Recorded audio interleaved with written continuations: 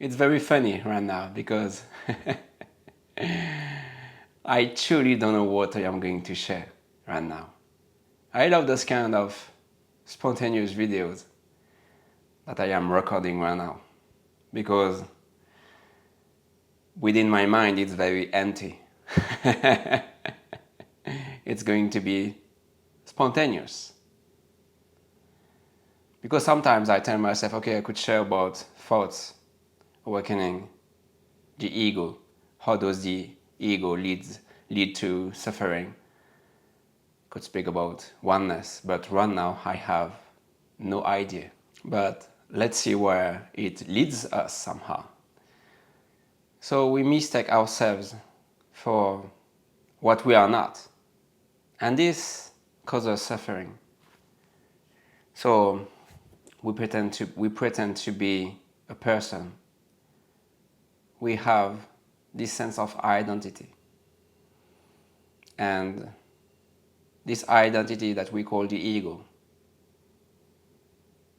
longs for plenty of things in this existence. It longs for a kind of recognition. The ego constantly seeks to fulfill itself, trying to cover the emptiness it fears to face. And when you somehow take this path towards the truth, towards awakening, it's like the ego tunes into a kind of spiritual seeker. And it adds to its dream, a new dream, the dream of awakening. So this whole process to awakening, this whole path to awakening, it's a new dream that you have somehow added to yourself. So awakening doesn't actually exist. So does it make any sense to you? So this whole awakening process, it's a dream of the ego. It's like the ego desires to get rid of itself. So do you truly believe that one day in the future, this ego will awaken? You cannot awaken as a person. This will never happen. And if you truly believe, if you have this strong belief within yourself, your spiritual path could take decades. It could take lifetimes. So you truly need to wake up from this illusion that this whole awakening, because the ego takes this very seriously, with seriousness. I am a spiritual seeker that somehow took this path towards awakening. So all of this, it's part of the dream itself. It's a new dream that you have added to yourself.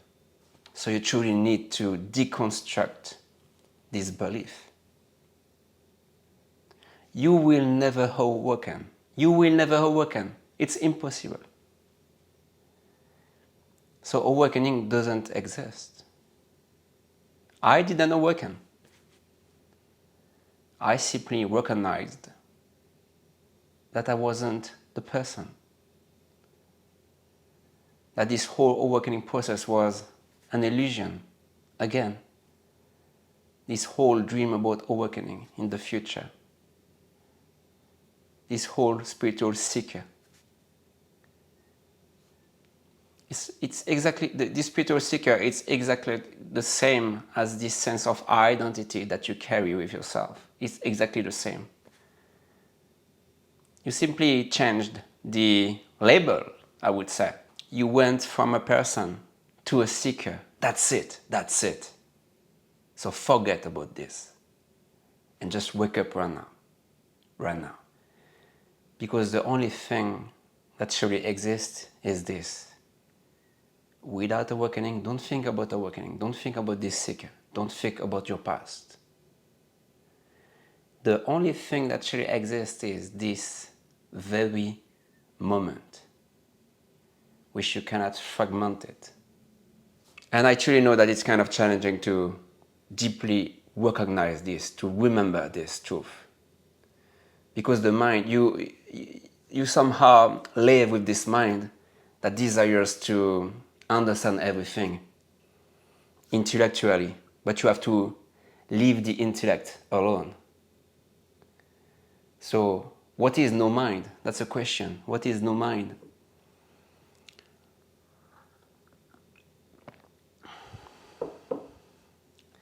And there is a deep understanding when I'm asking you those kind of questions within you. But again, the mind cannot answer this. It cannot comprehend this truth. So that's why do not put too much intention to the mind. It's like you have to relax the attention. Because your attention constantly focuses to the mind. And when you stop focusing this attention, it somehow returns to its own source, which is you. It has always known this, deep down. So don't try to understand this message. Simply feel it.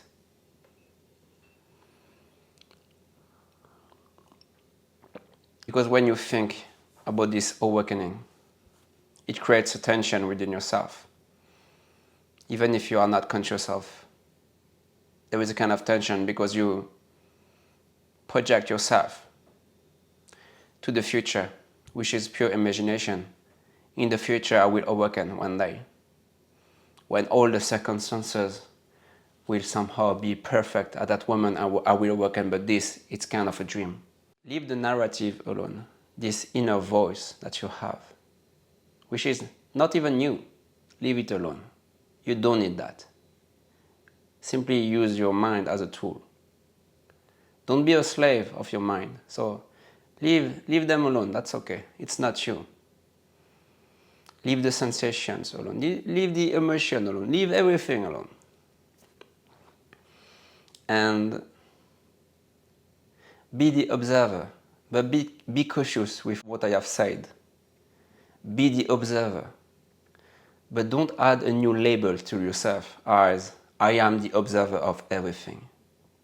Because the ego tries to appropriate the observer as a new identity. Like, it's exactly the same with the seeker. I am the witness. I am the observer. Even this, you have to leave them alone. So we could say, simply be. But the ego cannot be. So be cautious with this. Simply be without yourself. That's why words are pointer, but words are not the reality. So you gotta be careful with what I am saying. So be without a you, without a personal existence. Forget yourself. Forget the past. But you are not a person that tries to forget something. Simply be this moment, which you cannot fragment it. There is simply this. That's easy, very simple, but very challenging for you if you are watching this as a person. If you are watching this as a person, you will never understand this message, which is not my message. It's not a personal message, it's a message. I don't do anything as Tony. So, that's true actually. I received plenty of emails, beautiful comments, that when you say thank you to me, but Actually, you thanks yourself. So I cannot accept thanks personally, as there is nobody here. There is nobody here. There is simply life that seems to record the video. But there is nothing personal here. Nothing personal.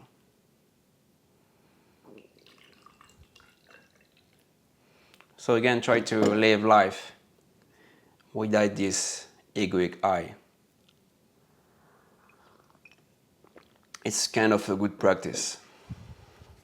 Just be aware, conscious of everything that you are doing without the I. But again, this ego will try to personalize this experience. I love this prompter that I have used a few times in my videos. If you had amnesia right now, who would you be? So you have amnesia. You do not remember anything. You don't know who I am. You don't know who you are. You know nothing. But something remains. You are here. So if you had amnesia right now, something remains. Something does remain. What is it? So there is something that remains if you do not remember anything. Something is here, is still here. I know that you are feeling it. So, what remains is you. But with the absence of a past, with the absence of an ego, with the absence of a you, there is something that remains.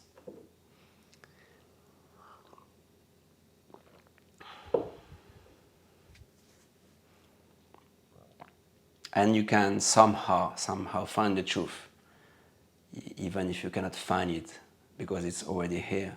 So you can recognize this truth in the silence. It's very crucial to take a moment every single day in the silence.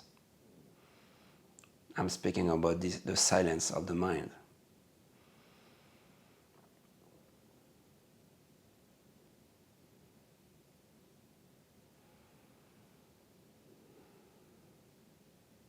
Take a moment with yourself. As Muji said, sit with yourself every day. Every day.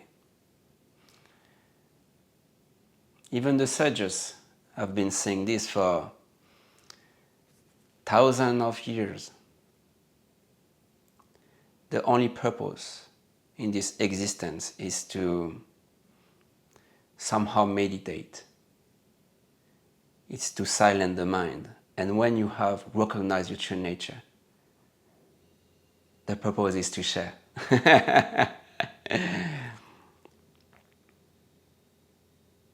And meditation is a great tool, which is not a tool. It's simply a kind of way to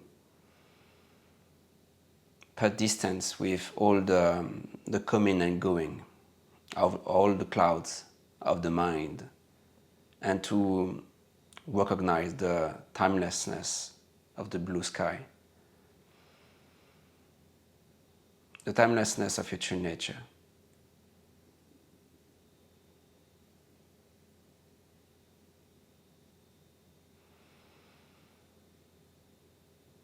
So simply observe all the thoughts, all the sensations of the physical body, which is not you, because you can be aware of this physical body.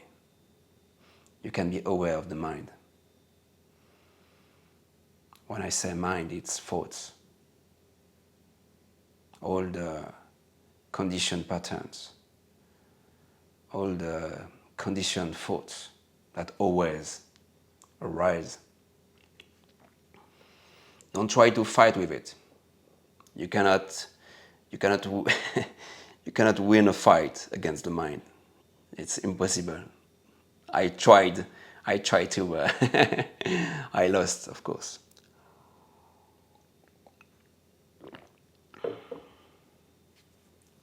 The only way to win a fight against the mind is to observe it and deeply understand that the mind is an illusion. It's simply a tool. Thoughts are illusion.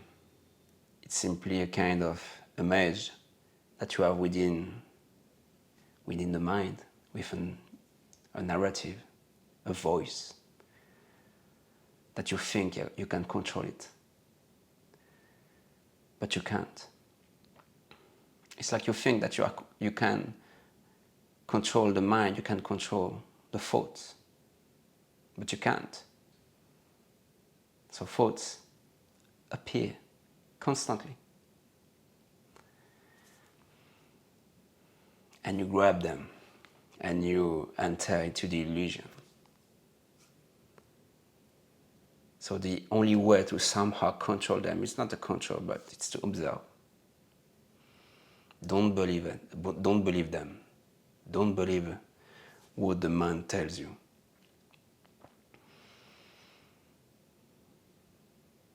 The mind tells you only a kind of story. It colors the way you see the world, which is black and gray. And when you stop coloring the world with the mind, it becomes so colorful. Plenty of beautiful colors.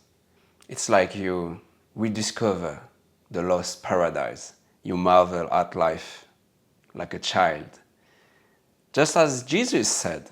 Jesus said something like, unless you become like a children, you will never enter the kingdom of heaven. When I think about Jesus, which was an awakened being, I cried with joy. A lot of tears fills my eyes. Yet it seems that the Buddhists have understood his message better than the Christians. Jesus held satsang fascia. He spoke about the presence of God and performed miracles of healing, yet never spoke of a separate God.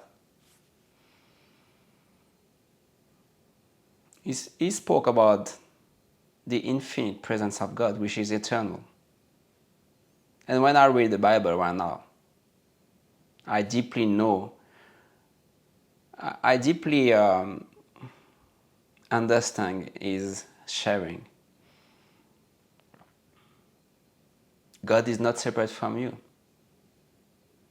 God is part of each of us. Our aliveness is God. And God is here and here. God is everywhere.